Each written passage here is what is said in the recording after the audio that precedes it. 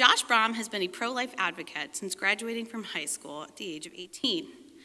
After surviving the clearly antisocial homeschool upbringing he and his brother Tim endured, he made a living, get this, talking to thousands of people about abortion and changing their minds.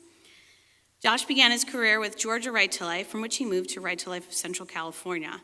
At RTLCC, Josh began hosting the globally heard podcast Life Report, which ran for nearly 200 episodes before Josh's departure to begin his current endeavor.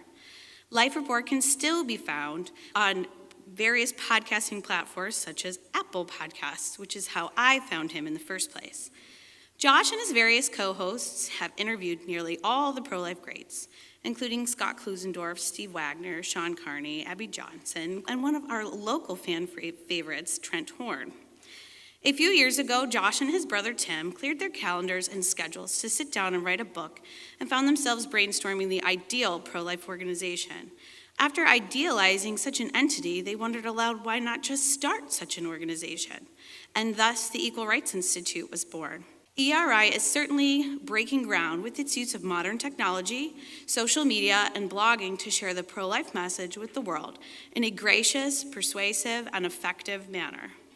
Josh has publicly debated leaders from Planned Parenthood, NARAL, and Georgians for Choice, as well as given apologetic speeches to a host of audiences, including frequently speaking to the pro-life generation at Students for Life's leadership summits. He has also had the distinct pleasure of being hosted at my humble abode with my rowdy children on not one, but two blessed occasions. It is my honor to welcome to the stage my friend, Josh Brahm, president of the Equal Rights Institute.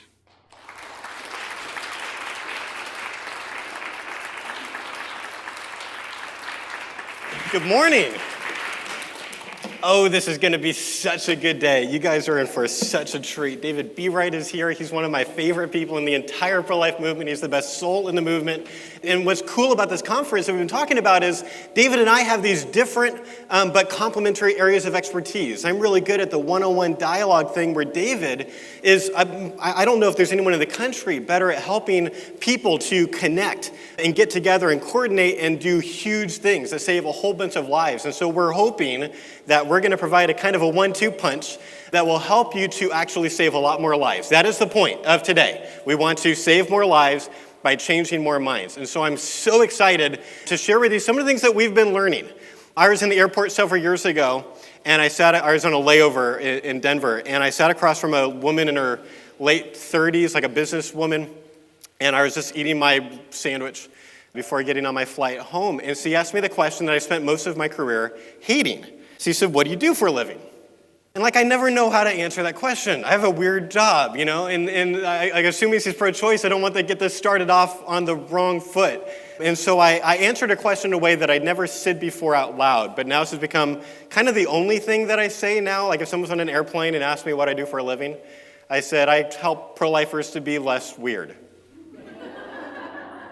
And she smiled a little bit, so I was winning. And so she was like, what does that mean? And I said, well, I'm trying to help pro-life people to use more good arguments and fewer bad ones. But maybe more importantly, I want to help us to connect with people who are different from us, how to connect relationally, from people who are coming from maybe a different religion or no religion, people coming from a different part of the political spectrum. How can we actually have good conversations where people actually change their minds? And as we've been talking, it's been interesting this last week, our staff has been talking about some things that's caused me to I'm going to share some new things with you today that I've been thinking about a lot this week. We do apologetics. We started Equal Rights Institute because we wanted there to be an innovative and flexible apologetics organization. We are not just going to be teaching the same thing in 10 years, because what's going on is our staff goes onto college campuses, and we love R&D. We wanted to be innovative and flexible. So at college campus, that's our lab. That's where we go and try new things. So just last week, last Monday and Tuesday, we were at Davidson College, this little kind of private college in Charlotte, trying a bunch of things. I've got a whole list of things that I want to try out. And sometimes we try things that fail miserably. We really thought that would work. And then we sometimes try things that work really well. And as we're figuring out how to connect better with people, we can pass on that knowledge to the people who follow us. So our staff has collectively had over 5,000 conversations with pro-choice people, mainly one-on-one in-person conversations. And then we pool all of that collective experience together and come up with what are the things that seems to be working the best right now. People change. Truth does not change, but people change. Culture changes. And if that's true, then that would explain why the things that I'm finding to persuade pro-choice college students now are different than they were 10 years ago.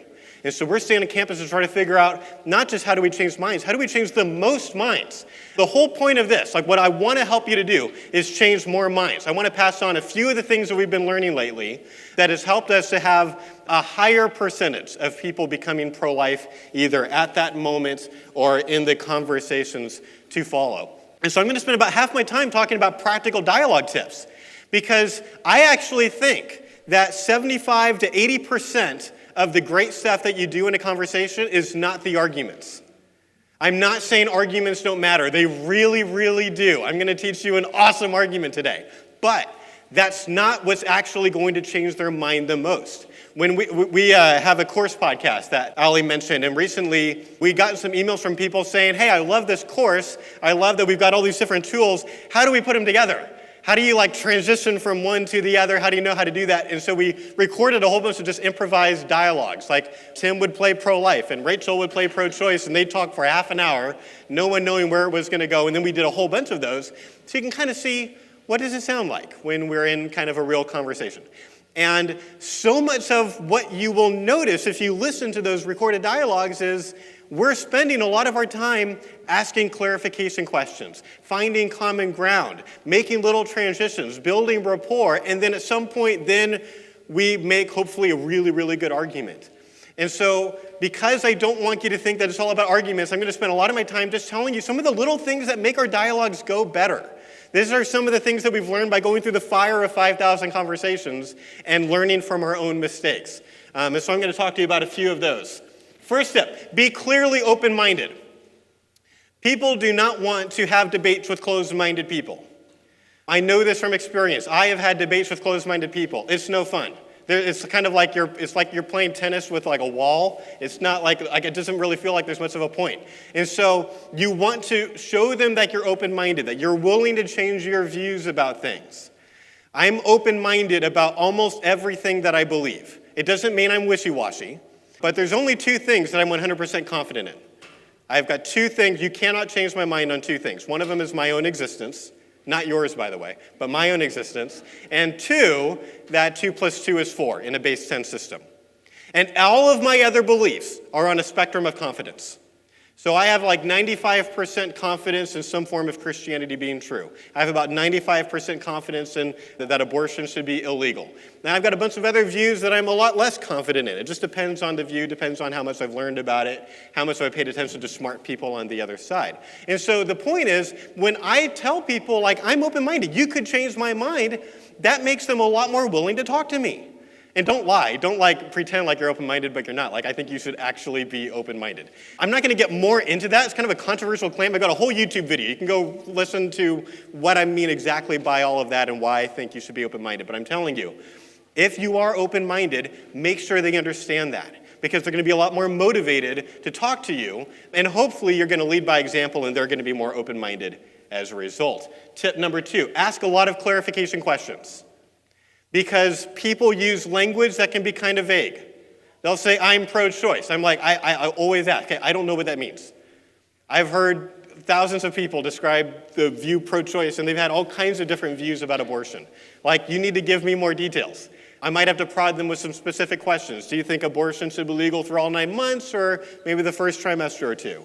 Do you think that there are any reasons that women have abortions that are not okay, that should not be legal? Things like that. I'm trying to find out more about their view and not just assume that I know what they're thinking because they've said some things that are similar to things that I've heard other people say. So you're asking a lot of clarification questions, making sure you're learning exactly what they believe. This is really important. I'm going to camp on this for a minute. Silence your inner monologue. You've got to actually really listen to people. And it's hard to listen to people if you've got, that voice that's in your head where you're thinking about your next chess move? What's the thing I'm going to say next? We all do this while we're talking to people, right? And I learned several years ago that this is not listening, that this is not good. Because I had to have a couple of really important conversations with my wife. Because I built up this dumb husband habit. So guys, listen up. This one's for free. I had built up this habit where I would get home from work and I would, like my wife and I would be talking about our days and she'd be telling me about what happened to her that day. And sometimes what I'd be doing is while she's talking, I'd be browsing Facebook on my phone. Oh, listen to the judgment in this room. Judge not lest you be judged. It was really innocent. I thought I was listening because I could tell that she was, talking. And I felt like I'm kind of following the themes. I was very optimistic about my ability to listen well. And then it turned out I was not actually comprehending, I wasn't retaining the things that she was saying, which is super obvious to everybody in this room. That's why the air got sucked in, when I said that. I know now. But the problem is you think that you can listen better than you can. And so it's interesting how obvious it is to every soul in this room that we shouldn't browse Facebook while people are talking to us, especially a spouse. And yet, when we're having a philosophical conversation with someone about a difficult, emotionally complicated issue, we think it's fine to be in our own head, I wonder what I should say next. I wonder what argument would be good to make next. I was thinking, all those different thoughts that are in our heads while we're talking, it doesn't work. So you got to put that voice on mute. Really process what this person's saying. And that might mean that when they're done talking, you might have to take a pause. You might have to take a beat and just process. And you might feel or other people might be watching being that's an awkward pause. No, it's an awesome pause. Because it shows them what? It shows them that you're taking their views seriously. And people are not expecting that. Not from pro-lifers. You can change that paradigm. Another thing, find genuine common ground when possible. Almost always you're going to talk to someone where you will have some overlapping beliefs, even about abortion. People say things like, well, I don't think abortion should be legal for all 9 months. Oh, I agree with that. They might say that most women take abortion very seriously. They don't have abortions just they just walk in and didn't think about it. They decided that morning and it's whatever. It'd be oh, I agree. I don't think very many women have flippant abortions. They might talk about how a lot of people are in poverty. Oh, I agree with that. I'm really, really sad about that. Those are the kinds of things you want to point out those areas of common ground because especially right now, when it feels to me, I don't know if you feel this, but it feels to me like civil discourse is at an all-time low. People cannot talk to each other without yelling at each other or calling each other names because they voted for the wrong person or whatever. That's not good. If you can show them we are not total polar opposites. We're both humans. We have some views, yes, we disagree on. We want to talk about that, but then we also have some things that we agree on. It shows them, oh, maybe this can be more reasonable than I thought it could be. Maybe we can actually make some progress here. So just point out those areas of common ground when you can. There's another thing I've been thinking about this week a lot that my brother wrote up in an article that's going to sound kind of similar, but it's not. It's the same ethos, but it's a different thing, which is to affirm their feelings. A lot of times, pro-choice people will vent to you about being, for example, mistreated by other pro-life people in their past. And people kind of instinctively have a loyalty to their own side, to their own family, to their own political group, their own religion, whatever. And there's something good about loyalty, but sometimes I think it can be misplaced. If you hear someone telling you that they've been screamed at by another pro-life person, I don't think our instinct should be, we should definitely defend the pro-life person that I don't even know. Affirm what they're feeling. I'm really sorry that happened. I would be upset if someone was screaming at me about my view about abortion. Or I'm really sorry those people yelled at you for voting for Clinton. How are we supposed to be able to have political dialogues with each other if we're going to scream at each other for voting for a different person? Of course you voted for a different person. We're having a disagreement. We're talking about a disagreement. I know. So affirm I would feel terrible if that happened to me too. I'm really sorry. And connect with them. And that's going to make them feel so much safer. The point here, the objective, is to create an environment where they feel emotionally safe. Where they feel, because they're going to be more likely to change their mind. No one changes their mind if they don't feel emotionally safe. Not in a healthy way, at least. You don't want this dialogue to feel to them like you're at a public debate, like you've got podiums and stuff, and you're going to do this whole thing. No, it's got to feel like you're friends having coffee together. That's how, even if it's an email thing, or you're on Skype, That should be the ethos of the conversation. That's how it should feel.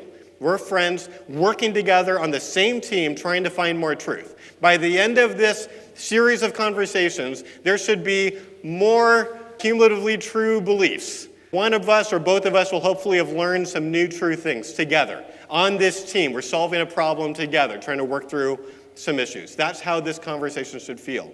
And if you will show them that you're not going to agree with every single pro-life person no matter what they say, you show them that, they're going to feel more safe to actually talk to you because you're going to seem a lot more intellectually virtuous. Like you're really thinking about this and not just siding with your own side. Like when the people are like, I agree with Republicans no matter what they say. It's like, really? Like that's how people feel. It's like if someone says, I'm going to agree with the Democrats no matter what they say. Like it feels like you're not thinking about each issue seriously. And so you want to show people you're really thinking about this. You're thinking this through. It's part of open-mindedness. Rephrase what they said. There's this thing that happens where miscommunication can happen because we're filtering what they say in our heads. We're sort of doing like this automatic thing that our brain does is we're sort of doing Google Translate when they talk. Have you ever seen those YouTube videos where people will like take the lyrics of a song like Let It Go from Frozen and then they'll like do it English to Spanish and Google Translate and then they'll do like Spanish to French and then they'll turn it like do French back to English and then they'll like have the recording of the track and they'll sing the new lyrics that have come out of this machine. And it's funny. It's funny every time. Why? Because it's not perfect. Because at some point, there's like problems that happen. There's like translation errors that happen, and it comes out sounding kind of goofy. That's what we do in our head without even trying. I can be working as hard as I can at trying to accurately understand them. I still might misunderstand them because my brain just mistranslates it. But there's a solution to this. You check the translation with them. It's like with Let It Go. You could check and compare what you did as a result of this like chain of Google Translate. You compare that to the original lyrics and see the differences.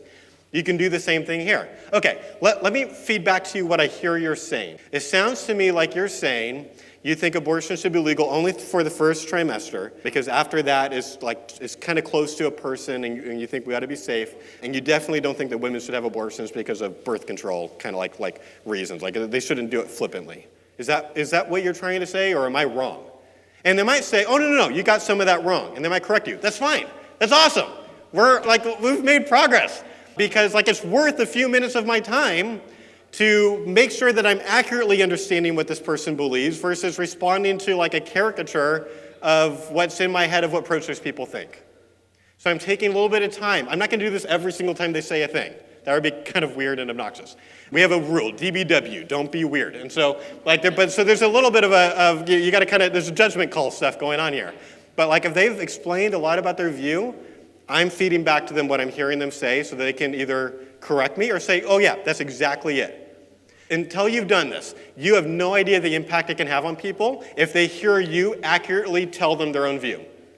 And you get bonus points with them if you can do it in a way that's even more clear and more persuasive than the way that they said it. That's the goal. Can you say their view even better than they did? In a smarter way than they did? Because you've thought about this more than them, probably. And if you do that, that shows them you really understand. You're not just pro-life person that's been in a confirmation bias echo chamber that doesn't understand where pro-choice people are coming from. You're showing them something that they might not have thought any pro-life people can do, which is accurately explain their view too. And if they see that you understand both views, they're going to be a lot more curious about why you ended up on the pro-life side, because you understand where both are coming from.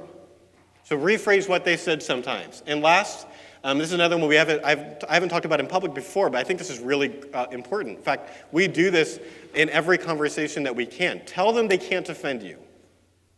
A lot of people, especially, and this goes especially for younger people.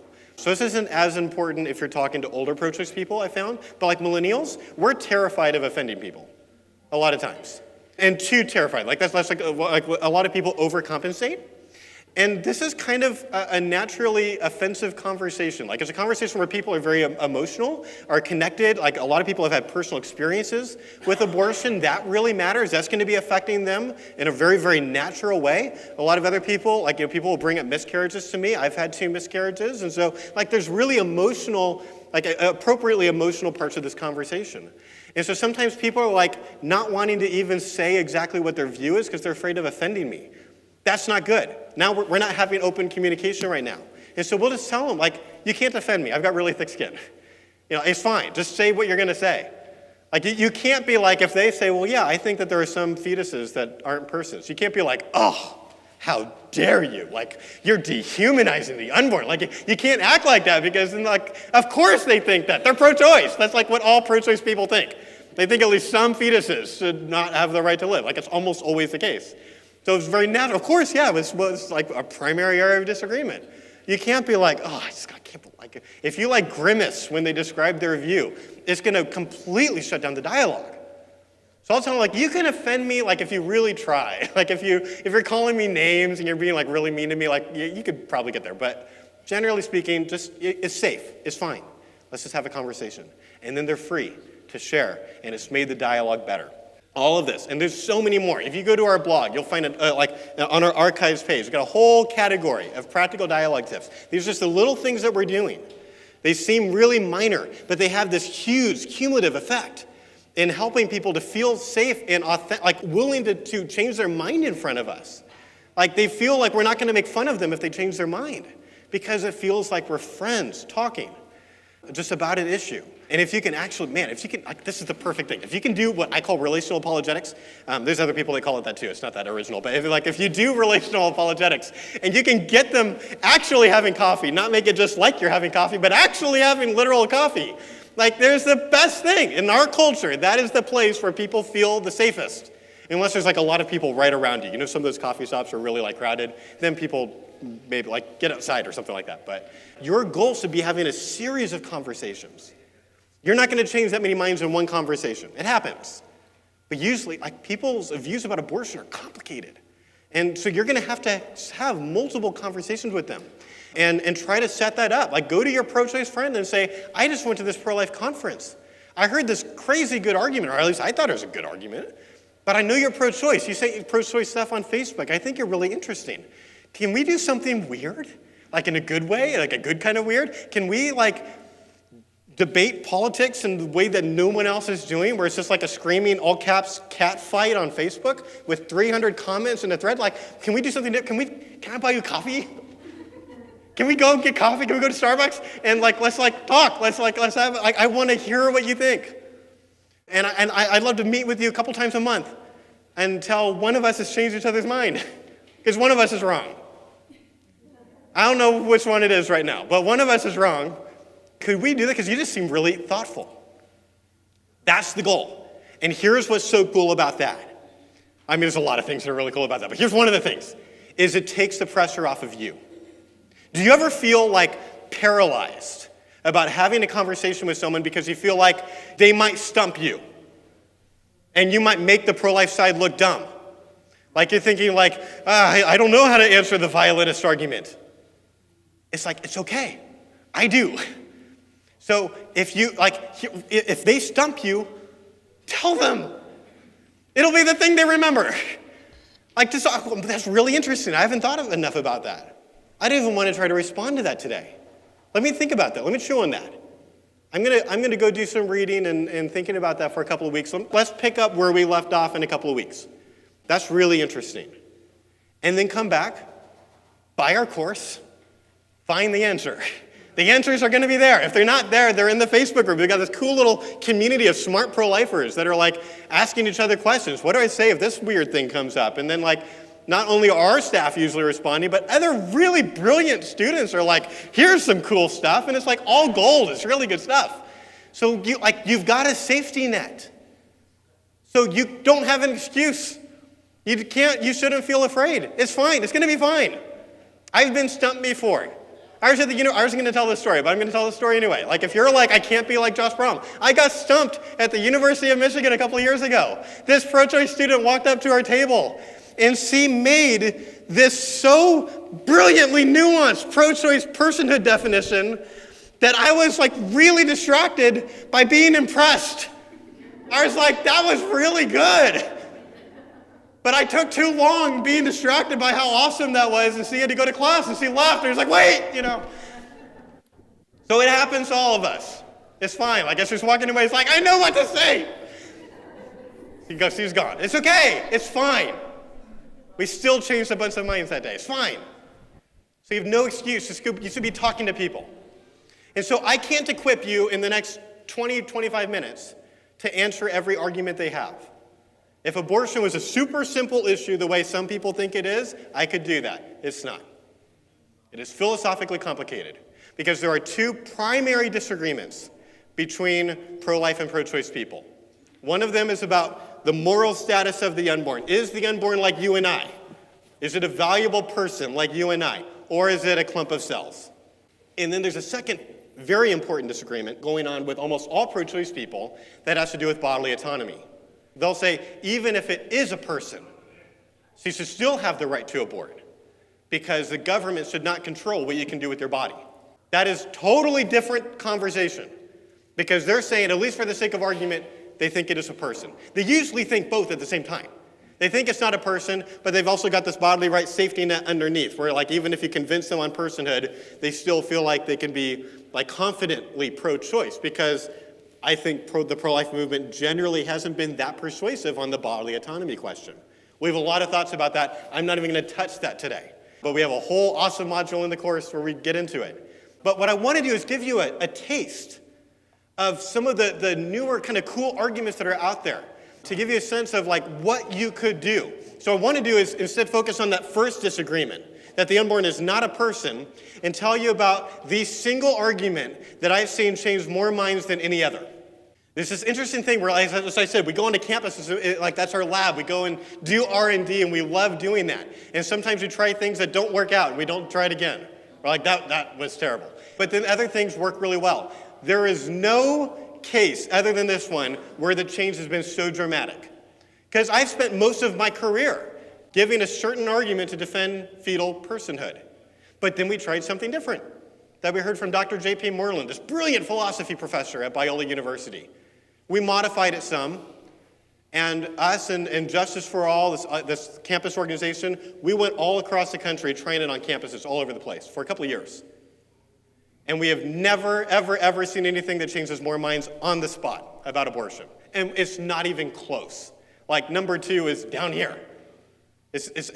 We couldn't believe, it got to the point where we would sit, like we always have these debrief sessions. After our outreaches, we'll take down our exhibit or our table or whatever, and we'll go and find somewhere else to sit in a circle, like on the grass or find a table or something, and just talk, share stories, and ultimately pray for everybody that we talk to and kind of entrust them to God. But it got to the point where the story time got fairly redundant because there's the same thing every time. Someone would say, I saw someone change their mind about abortion today. Cool, what happened? I used the equal rights argument. Oh, okay. It's like there's always the same story. It got to this like, what are we going to say in our newsletters? It's going to be the same thing every single time. But it's fine because it changes so many minds. And it changes so many minds for a couple of reasons. One, it's very obviously not a religious argument. I do not hide from my Christianity. If someone asks me if I'm a Christian, I tell them right up, yes, I'm a Christian. But if I'm talking to an atheist who does not believe the Bible is the inspired word of God like I do, I am not starting I've seen some really well-meaning pro-life people be like, you're pro-choice? Oh, let me tell you, Psalm 139 says that God knit you in your mother's womb, and Jeremiah 1:5 says that God knew you before you were conceived, and then you've got, second trimester John the Baptist kicking in his mother's womb in the presence of first trimester Jesus. And the atheist is like, I don't believe in your book. I think it was written 2,000 years ago by people who heard voices in their heads. Like, it doesn't mean anything to them. So what I'm doing is we're using science and philosophy, this common ground area where we both agree, and we're going to show them how reasonable the Christian worldview actually is. So we might get into religious stuff later in the conversation, not always, but sometimes. Every conversation is a series of difficult judgment calls amidst prayer without ceasing. That's our motto. And DBW, we got 2 mottos. But our other motto is every conversation is a series of difficult judgment calls and this prayer without ceasing. And so we're trying to figure out what's going to be most helpful to this person right now. And so we're not starting with biblical arguments. This is very clearly a secular argument. So atheists are open. It's also, we're purposely getting them to take a little break in the conversation from talking about abortion itself and get them talking about something that they are going to be very passionate about, which is equality. This might be what my generation is more passionate about than any other thing right now. I have a really good friend who went through law school, and she was taught that if you can prove that your side has equality on its side, you can basically stop arguing. You instantly win.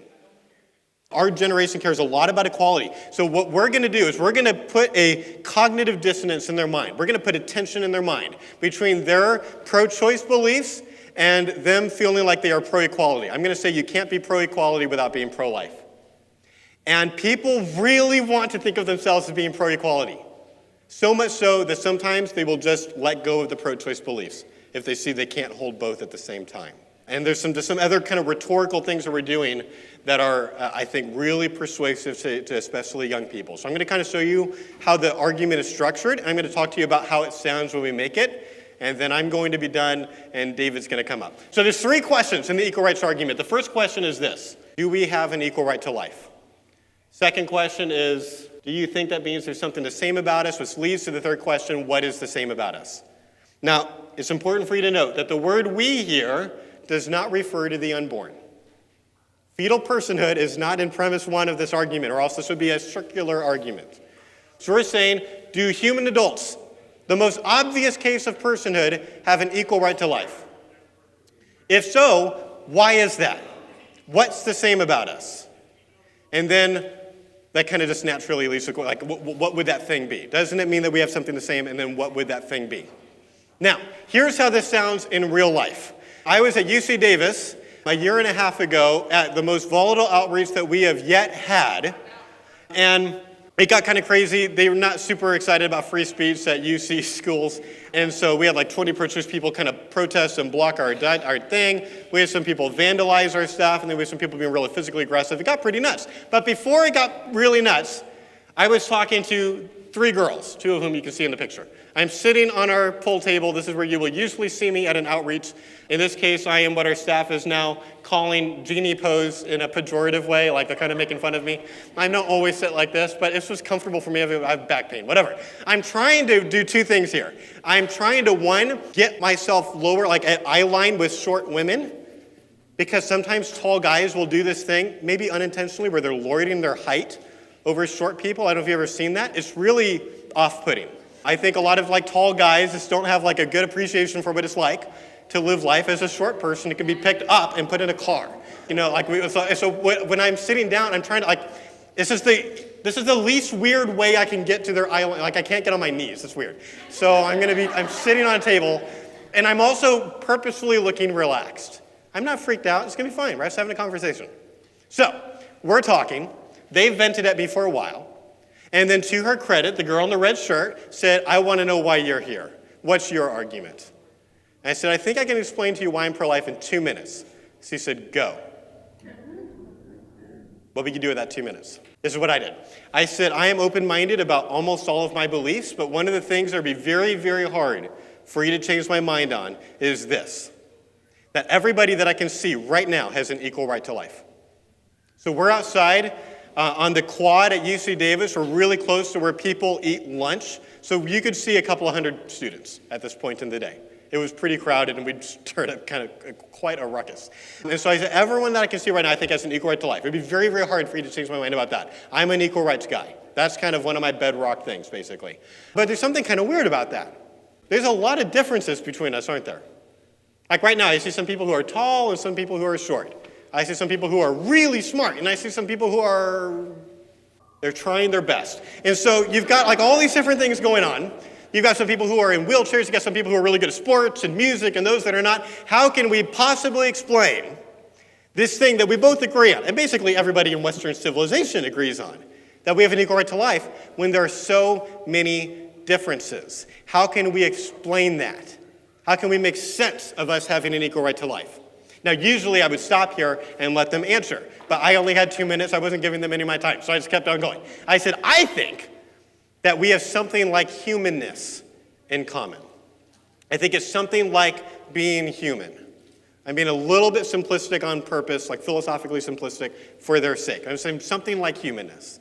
And if that's the thing that we all have equally, then that makes a lot of sense of the world around me. And the last thing I said before I stopped was, notice this is one, it's not a religious argument, but also notice it's not an emotional argument.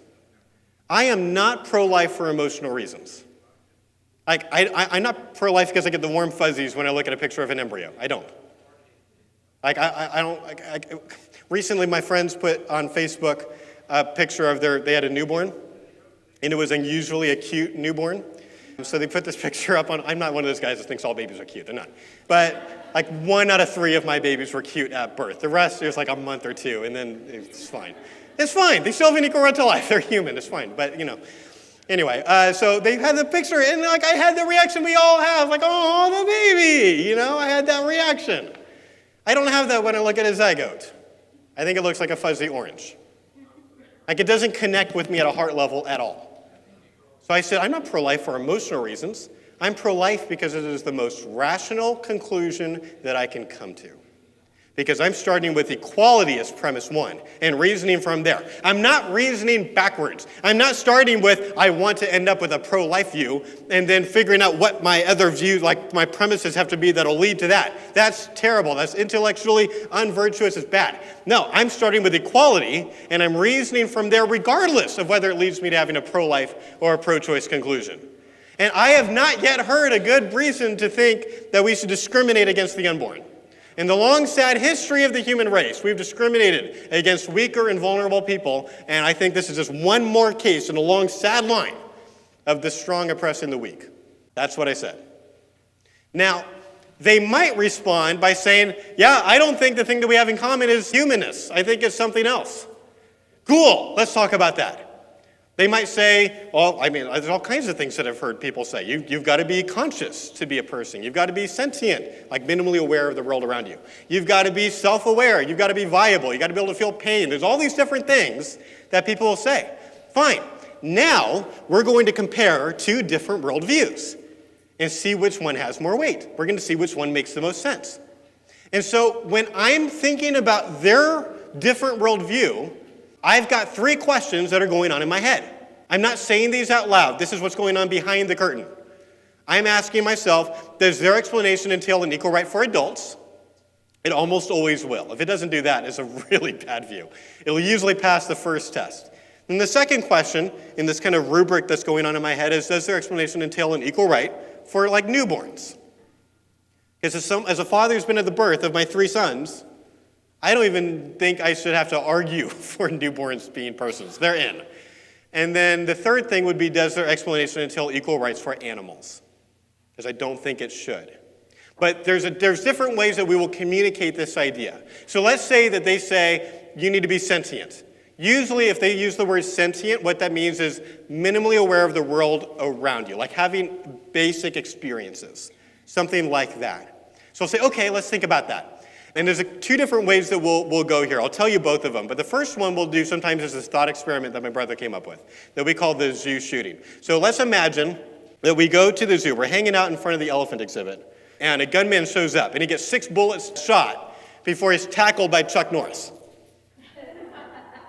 This is cool. Like I get a laugh like 15% of the time. So I'm really glad. All right. For the young people, he gets 6 bullets fired and he's tackled by someone you've never heard of. Okay, and so let's think about those 6 bullets. The first bullet kills the world's unluckiest cockroach. Second bullet kills a squirrel. Third bullet kills an elephant. You have to suspend disbelief just a little bit. It's a big bullet. I just got to go with me here. It's a thought experiment. Fourth bullet kills a newborn. The 5th bullet kills a toddler. 6th bullet kills an adult stock photo model. Okay, here's the question. How many murders do we have? How many of these killings should be considered murder? I'm not asking what the law is. I don't care. What should the law be? Like, imagine there's an equal right to life circle. Everything inside the circle gets an equal right to life. Everything outside of it doesn't. We're trying to figure out what should be in the circle. Now, we're comparing someone who said that you have an equal right to life if you're sentient. So you tell me, how many murders do we have if sentience is what gives you equal rights? 6. Because even cockroaches are minimally aware of the world around them. So under this view, this is where we're going to push back. There's lots of different ways to push back against this view. I'm telling you, the one that works the most often is saying they've got a squirrel problem. Their view says squirrels are equal to toddlers, and it's equally wrong to kill them. I don't think that's the world that I live in. So, that's really obvious to almost all people, except for, extreme animal rights activists. I've got ideas on how to talk to them. You can ask during Q&A if you want, but we're not doing that right now. But most people agree there's something different here. And so this is where we're going to push back. So what the problem is, they've set their bar for personhood or equal rights too low. And almost all of the animal kingdom goes in the circle now. But what they will maybe do is try to raise the bar and try to make it higher. They want to try to fix the squirrel problem, because they'll probably agree, oh yeah, squirrels shouldn't be in the circle. So they'll say something like, well, you got to be self-aware. I'll say, what does that mean? And they'll usually say something like, well, you got to be aware that you're a unique individual that'll exist over a period of time. Okay. Shoe shooting. Cockroach, squirrel, elephant, newborn, toddler, adult woman. How many murders do we have now? 3. The adult woman, the toddler, and the elephant, but not the newborn. Elephants are self-aware. Elephants are one of several animals that can pass the mirror test. So if you put a red dot on an elephant's forehead and later put it in front of a mirror, it'll use its trunk and rub it up against its forehead. Most animals won't do that. Most animals, you put in front of a mirror, they think that they're looking at a similar-looking animal. But if it's somewhat self-aware, it's one of many self-awareness tests, but if you put it in front of a mirror, it knows it's looking at its own reflection. It's like, ooh, dot, I'm trying to rub the dot off. Elephants are interesting in other ways, too. Elephants will mourn their dead in fascinating ways. They'll have a whole burial ceremony, and then the herd will leave, and even years later sometimes come back and have a repeat ceremony for that dead elephant. That indicates self-awareness to me. Doesn't mean that I think they're equal with humans, because I don't think self-awareness is what makes you equal. They do. So I think it's really wrong to kill elephants for other reasons. So if 50 elephants got rounded up in a field and killed, I think that'd be really, really wrong. I think it would be more wrong to round up 50 humans and kill them in that field. That's what I'm saying. We could talk more about that if you really want to in Q&A, but I'm just going to say that's my view. So they have 2 problems now. They have an elephant problem and they have a newborn problem because the newborn is out. They've raised the bar too high. And they cannot put this bar in a place that will work for them and still exclude the unborn. There's a couple places you can put the bar that make a lot of sense, but in both those cases, the unborn are in. And so this is what you're doing. You're either showing them you've excluded newborns or you've let in the entire animal kingdom. And this is really persuasive to people. Now, there's a different way we'll do this sometimes. Tim's been doing this thing on campus that is really cool where we have them kind of interact more with this idea once they've said they think it's sentient or something like that, where he'll have them kind of join the team. So this doesn't work if they're really aggressive. If you're talking about a really aggressive person, don't do it, just make your argument. But if things are going well, then I think this is even a little bit better than telling this thought experiment, is Tim, if we're on campus, there'll be big squares in the pavement usually. So we'll just pick a square and be like, all right, this is the equal right to life square. It's the same thing as the circle thing that I did earlier. Here's the square. Everything inside the square gets an equal right to life, and everything outside of it doesn't. But then we'll start asking them questions. Okay, so let's say we're on the Grand Council of Benevolent Dictators of the Universe. We get to make all the decisions. So we get to decide who goes in the square, or the circle, whatever. Are black people in? I'll be like, oh yes, of course. Okay, I agree. Okay, black people are in. Are gay people in? Of course, yes, I agree. Okay, gay people are in, that's good. Disabled people, people in wheelchairs, stuff like that? Yes, definitely. Okay, I agree, they're in. Are squirrels in? Now this one takes them by surprise. They're not expecting this to be the next question. But we'll say, are squirrels in? And sometimes they'll be like kind of instinctively, they're kind of in this pattern thing where they'll be like, yeah. Really? Why? Why are squirrels in? I'm well, they're living. Well, then trees get to go in too. At that point, if I take a chainsaw to a tree, is it the same thing as taking a chainsaw to a person? I'll be oh no, that's not. No, I don't think so. Okay, so trees should be out. At some point, they'll be all right, let's kick the squirrels out. Okay, I agree. I think the squirrels are out. Okay, squirrels are out of the square. What about newborns? Okay, definitely newborns should be in. Okay, cool. What do all these things have in common? All the things that are in the square, what do they have in common? Something like human. We've got a humanness, or something that we all have in common. We say, this is the thing. I think this is the thing that matters. This is why you have an equal right to life. This is why we shouldn't discriminate against other humans. But it's also why I don't think we should discriminate against the unborn. Because the unborn have that thing. You cannot come up with some definition that brings, kicks other people out. but not the unborn. It's not going to work. So let's kind of do this exercise together. I want to see if you can do this. So remember, a good explanation for equal rights is going to include adults, it's going to include infants, and it will exclude animals. So let's all do this together as a big group exercise. Let's say they think to be in, you've got to have the ability to think. So you've got to have some mental processing. Would that give equal rights to adults? Yes. Nope. Because some adults have more ability to think than others, right? So this is a degreed property. This is like a dimmer switch, not like a light switch. So that's not even going to work at that level. But they can fix it by saying they've got the ability to have mental processes at all. It's like a threshold. Once you cross over, then you're in. Would that include adults? Yes, like now you don't trust me. Now you're like, I don't even want to say. You tricked me on the first one. That's true, but it's an important point. Will it include infants? Yes. Yes. Would it exclude animals? Nope. A whole bunch of animals have the ability to have mental processes at all. So that's the problem. That is like, this is what should be going on in your head. I'm showing you on PowerPoint what your brain ought to be doing, okay? And then you're going to push and say, I think there's a squirrel problem, or however you want to say it. Let's do another one. Let's say that you've got to be able to feel pain.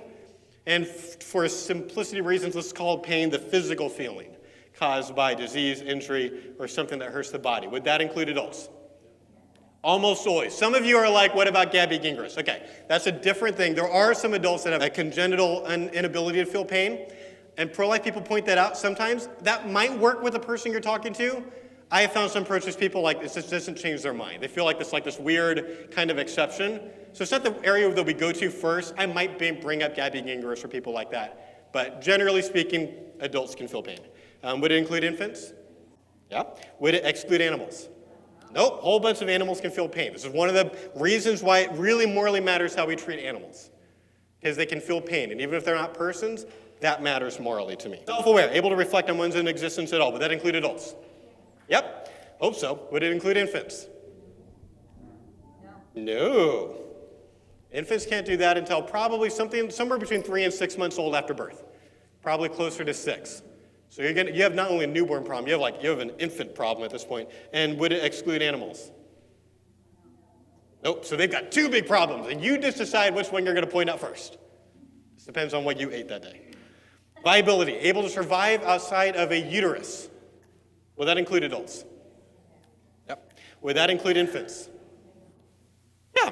Infants can survive outside of a uterus, or else, well, by definition, they wouldn't be infants at that point. Would that exclude animals, though?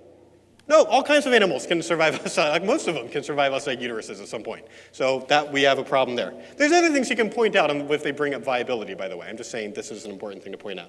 Let's do a couple more. Sentience, minimal ability to perceive the world around you. Would that include adults? We're getting faster at this. Would it include infants? Yes. This is different than self-awareness. Self-awareness is this kind of more cognitive, rational thing where you're thinking about your own self as existing through time. Is kind of the common definition given. Where sentience is just like you can tell that there's sensations going on around you. So infants can do that. Would this exclude animals? Nope. So that's their problem. They got a squirrel problem. Squirrels are all sentient. What about humanness? Would that include adults? Yep. Would that include infants? Yep. Would that exclude animals? Yep. So this view makes more sense than all of their views. And we're going to show them that, but sometimes it takes us a while. But we're going to show them if you want to have a view that explains the data about the world, explains why racism is wrong, explains why discrimination is wrong, you've got to have the right definition in mind. And to me, I have not yet heard a good reason to discriminate against the unborn. I think we're just discriminating against them. I'm anti-discrimination against humans. And so that's the direction we go. And I'll tell you, I've never seen so many things change people's minds. I was at a Catholic conference one time having a booth, and this kid walked up to me that I vaguely recognized. This happens to me like every day. Not good with faces or names. It's really bad to be a nonprofit director with those 2 inabilities. But this kid walks in and he's like, Josh, how's it going? And I'm like, hi, And he says, we talked at Fresno State a couple of months ago. I'm Ethan. I said, oh yeah, I remember you. How's it going? He said, good, I'm pro-life now. I said, why? What did it for you? He said, oh, it's that thing you said about how all humans are equal. I just couldn't stop thinking about that. I changed my mind. I could tell you dozens and dozens of stories like that.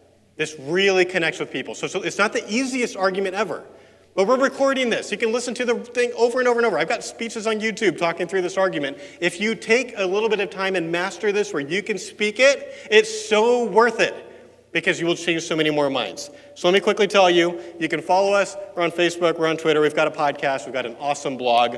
We've also got a course. This is what I think would be a really helpful safety net for you. So if you go to equipcourse.com, you can buy it at any point. All kinds of material on there. If you buy it from me today, you get 25% off. And then we also have a number that you can text if you want to get our email updates. We don't spam you. We do emails a couple of times a week, and it's almost always about helping you. It's the latest podcast that came out. It's the latest article that came out. It's not about like us. Like once a month, I might send a thing about what's going on with us lately.